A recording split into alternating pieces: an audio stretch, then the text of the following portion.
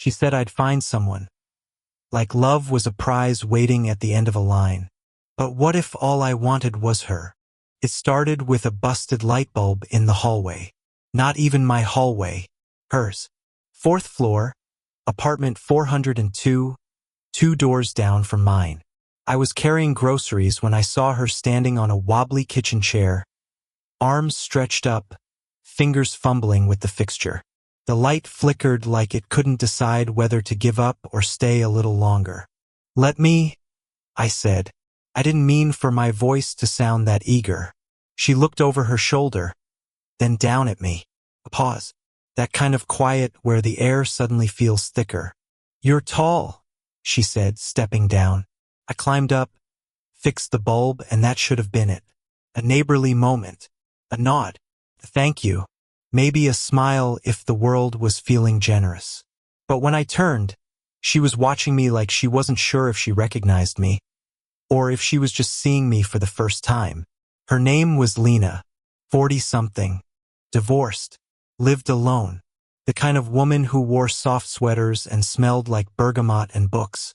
She had this presence, quiet but not shy, like someone who had unlearned the need to explain herself. I was 23, still figuring out how to make pasta without burning the bottom, still calling my mom when I couldn't get the Wi-Fi to work, still not over the way my ex left without a real goodbye. Lena wasn't the kind of woman I was supposed to want, but she was the kind of woman who made silence feel like conversation. We started running into each other more. Elevator, mailbox. Once in the laundry room at 11:30 p.m. She was folding pillowcases. I was standing there like a fool because I forgot detergent. She lent me hers. I offered to carry her laundry upstairs. She declined, then changed her mind halfway up the first flight. "I hate asking for help," she said. "You didn't. I offered." That's how it was.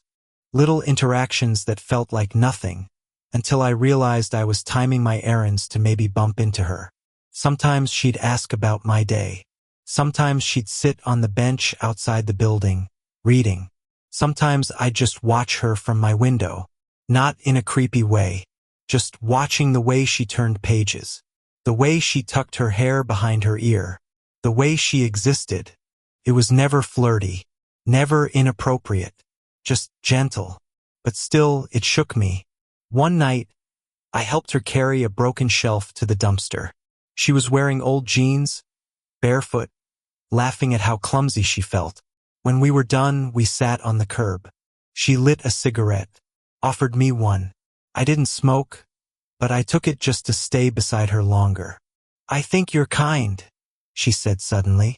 "You remind me of someone I used to know." I didn't know what to say to that, so I just looked at her, and she looked away. Then she whispered it, almost like she regretted it mid-sentence. "You're a good guy. You'll find someone." I swallowed, waited, then I said it. "Everyone just wants to be loved."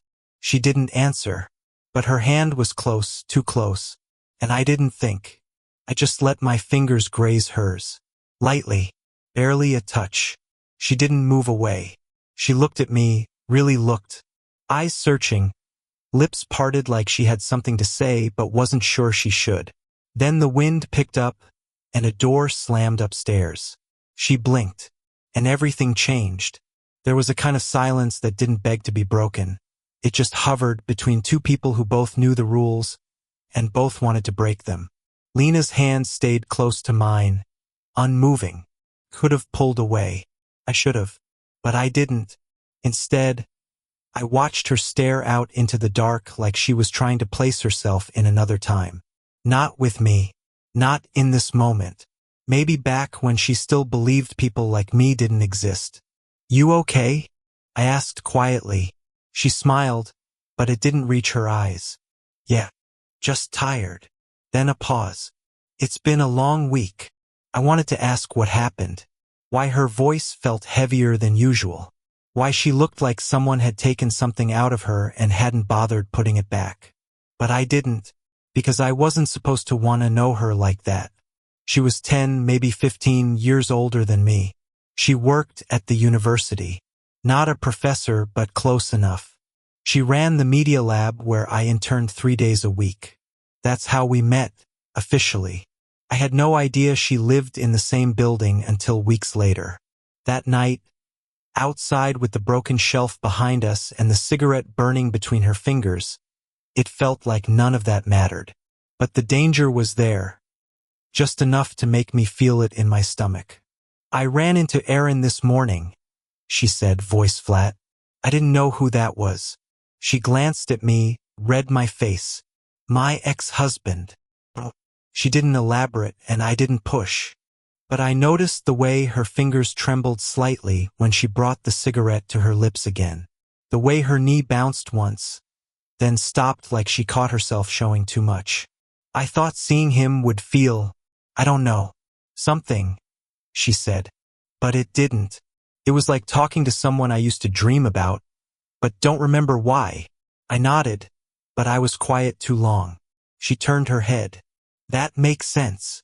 It does, I said, though my chest felt like it was clenching tighter by the second. Sometimes people leave you long before they go. She looked at me then, like she didn't expect that from someone my age. And maybe I didn't expect her to look at me the way she did right after. Like she forgot the age gap, the setting, the position we were in. Like she forgot herself. I don't usually talk like this, she said. Not to anyone. I think maybe I just needed someone who didn't know the whole story. I don't want the whole story, I said, too fast. I just want the part you don't tell anyone else. Came out before I could catch it. My stomach dropped.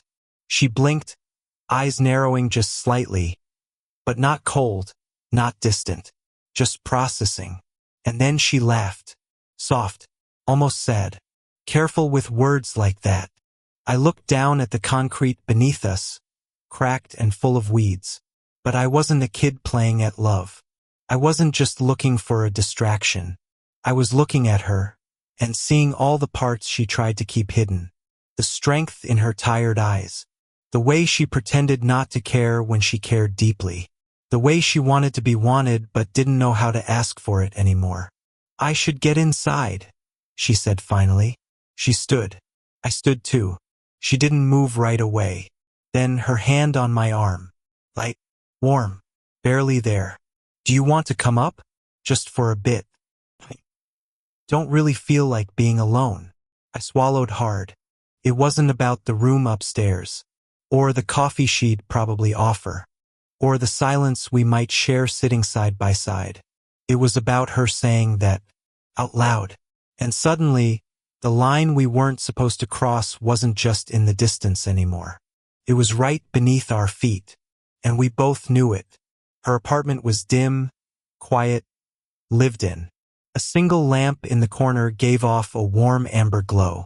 A book lay face down on the arm of the couch. A half-finished glass of wine on the table.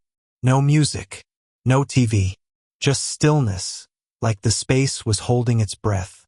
Sit wherever, Lena said, slipping off her shoes by the door. I hesitated. I shouldn't have come in. I knew that the moment the door closed behind me. But I also knew I wasn't leaving. She disappeared into the kitchen. I sat on the edge of the couch, hands on my knees like a guest in a stranger's home. My heart was beating too fast. Not from lust, not even desire. It was something messier, a kind of dreadful wanting.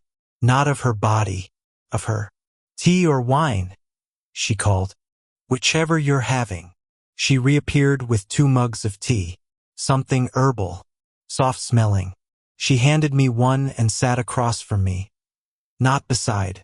Legs folded beneath her. Eyes heavy like she'd been holding too much in too long. She looked at me over the steam. You're quiet. I don't want to say the wrong thing. She smiled. That's what people say when they're about to say the right thing. I looked down, embarrassed. But then, she reached across the space between us and tucked a stray thread from my sweater sleeve back into the seam. Her fingers brushed my wrist. Barely, but I felt it all the way down my spine. I shouldn't be here, I said softly, not meaning to say it aloud. She leaned back, cup in hand. I know. The silence that followed wasn't awkward. It was heavy. Honest. I keep thinking. I started. Then stopped.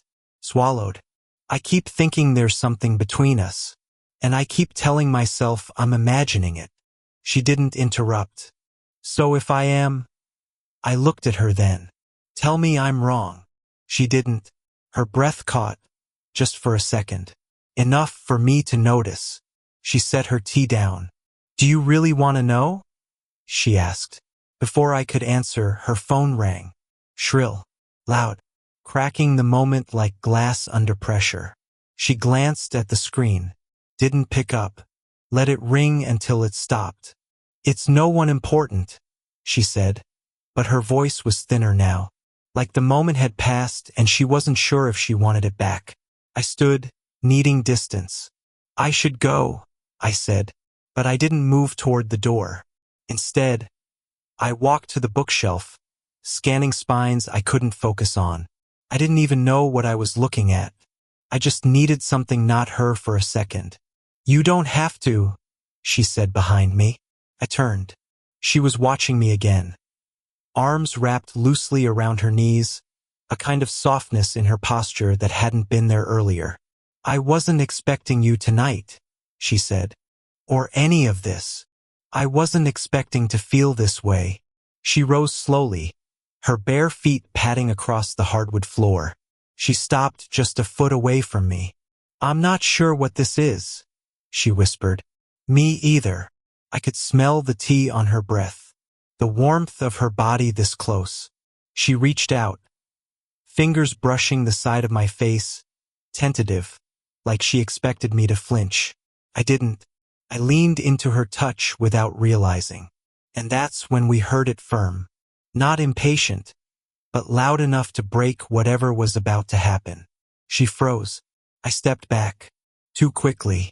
She glanced toward the door, then back at me, and in her eyes I saw it. Fear, maybe. Or guilt. Or the crushing weight of shouldn't. But beneath all that was want. Raw. Honest. Unsaid. The knock came again. And we stood there, not moving. Not breathing. Knowing something had just cracked open between us. And neither of us could pretend it hadn't. The knock echoed again. She didn't move. Neither did I. Finally, Lena turned toward the door. Slowly, like she was walking away from something too fragile to name. Through the peephole, she checked. A pause. Then she opened it just a crack. Hey, she said, her voice instantly different. Lighter, careful. A man's voice answered, muffled. I couldn't make out the words, but the tone was familiar. Friendly. Casual. She stepped outside, pulling the door gently closed behind her, leaving me in the amber silence of her apartment.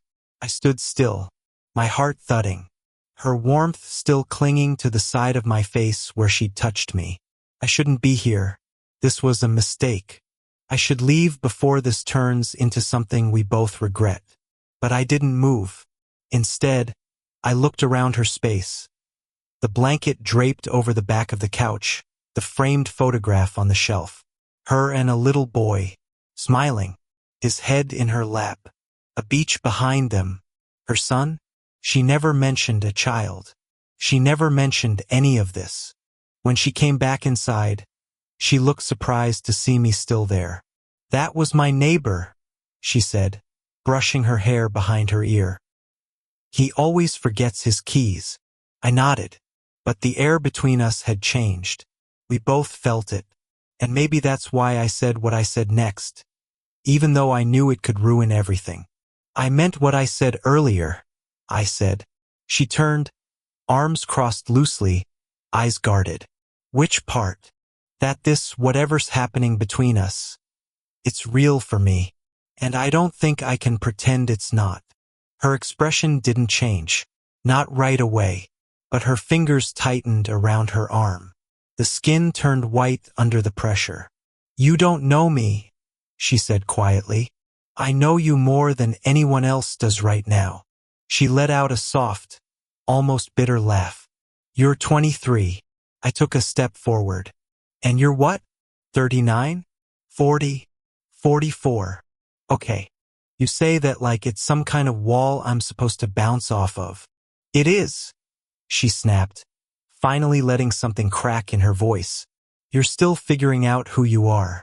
I've already failed at a marriage, at motherhood, at trying to start over. This isn't some rom-com. I don't want perfect, Lena, I said, my voice rising before I could stop it. I just want real. And when I'm around you, I feel like I don't have to pretend to be anyone else. She looked away. I continued, softer this time. You said I was a good guy, but I'm not trying to be good. I'm just trying to be enough. Silence. She closed her eyes for a moment, breathing in like she was holding something back, or trying not to drown in it. When she opened them, they were glassy. I don't know what to do with you, she whispered.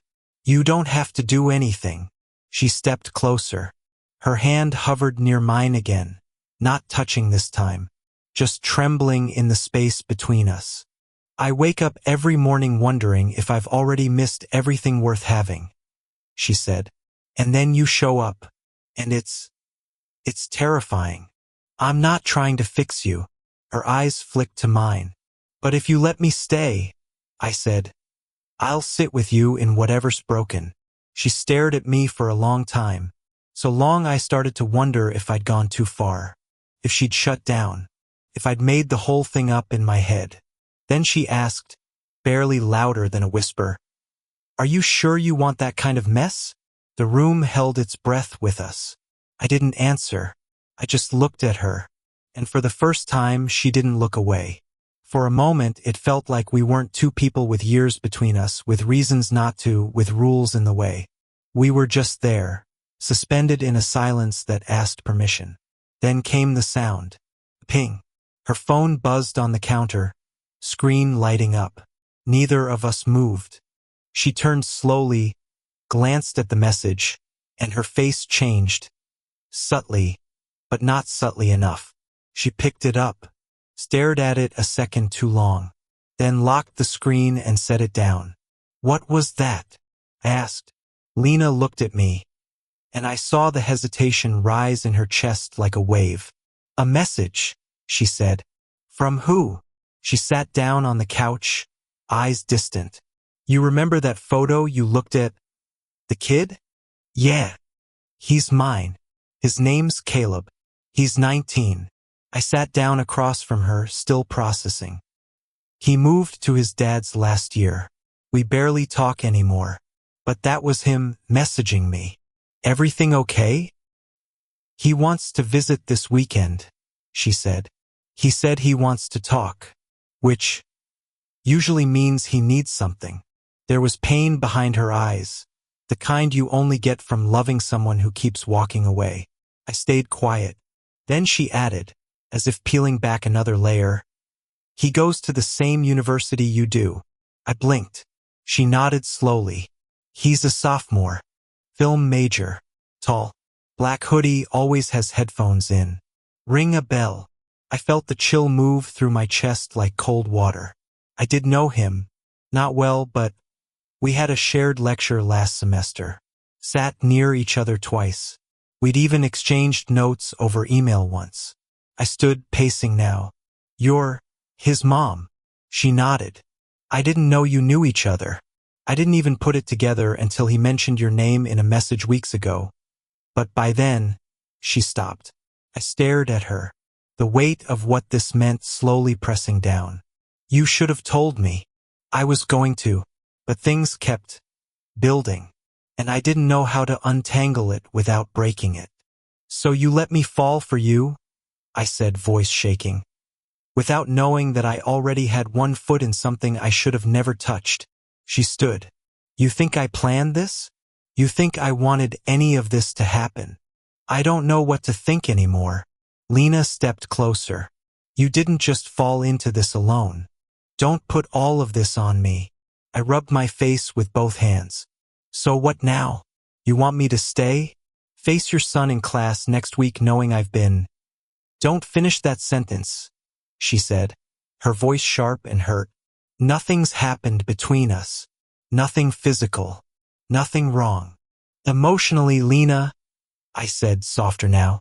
This is already more real than anything I've had in years. She looked away. I watched her chest rise and fall. Too fast, like she was trying not to panic. She ran her hands through her hair, pacing now. Then she stopped suddenly. Looked at me, eyes wide with something raw. I don't know what to do, she said. Part of me wants to tell him the truth. About you. About this. The other part wants to delete his message and ask you to stay here all night, so I don't have to face the silence. I walked toward her, slow, careful, and when I got close enough, I reached out. Not for her hand this time, but her face. I held her gently so she had to look at me. Tell me what you want, Lena, I whispered. Not what's safe, not what makes sense, just what you want. Tears welled at the corners of her eyes, but she didn't let them fall. Then she asked the question that cracked everything open. Would you still want me if I were just a mother trying not to fall apart? The words hung between us. Neither of us answered, but everything had changed. She didn't look like herself in that moment. Lena, the woman who always had a calm answer, who gave advice like she didn't expect anything in return. She looked small, like she was waiting for someone to tell her it was okay to break. Just this once. Would you still want me if I were just a mother trying not to fall apart? That question hit deeper than I expected, because I saw her now not just as the woman I wanted, but as someone trying to survive the weight of who she used to be. I stepped back, sat down, let the silence stretch. Then I said it. Not dramatic, not loud, just honest. Yes, but I don't want to be the reason you fall apart. She blinked. I don't need you to be perfect, Lena, but I don't want to be the thing you look back on with shame. I don't want to be another regret. You're not, she said, too quickly. Then softer. You couldn't be. Then why do I feel like I'm stealing something I was never meant to have? She sat across from me, on the edge of the couch like she was bracing herself. My ex-husband made me feel invisible for years, like I only existed in the space around him. My son barely speaks to me unless he needs something. I come home to silence, and I've convinced myself I'm fine with it. She swallowed. But you saw me before I even remembered I was still someone worth looking at. That silence came again, the kind that aches. I thought if I kept things blurry between us, maybe it wouldn't count. Maybe I wouldn't have to admit how much I needed it. I looked up. How much you needed what? She didn't hesitate this time. To be wanted by someone who hasn't already made up their mind about me. Her voice broke on the last word, and she turned her head fast like that would hide it. But I saw, and something in me cracked too. I crossed the space between us, kneeling in front of her now, both hands resting lightly on her knees. She didn't pull away. I never made up my mind about you, I said. I just kept hoping you'd let me in far enough to decide. She laughed, but there was no joy in it. I don't know how to be this version of myself and also be a mother or someone's partner. You don't have to figure it out tonight. But you're young, and everything is still beginning for you. I looked up at her, not with defiance, but with tired honesty. And maybe that's why this matters more to me, because you're the first thing that's made any of this school work, my future, feel real. You made me feel again, Lena. A tear finally slipped down her cheek. She didn't wipe it. Do you want me to go? I asked gently. She looked down at me for a long moment. Then she shook her head. No, she whispered. I want you to stay, but not for the night. Not for something half real. I nodded. I want you, she said, but I want this to have room to breathe, to grow, without shame, without secrets, and if that means slowing down, or pulling back for a while. I finished her sentence for her. Then we wait. She smiled, sad, relieved, afraid, all at once. We didn't kiss. We didn't fall into bed. We just sat there, her hands in mine, her breathing steadying, my heart no longer racing in panic but in something quieter, something patient. For the first time, it didn't feel like we were about to cross a line. It felt like we were finally drawing one together, not to keep each other out, but to hold something real inside, something worth waiting for,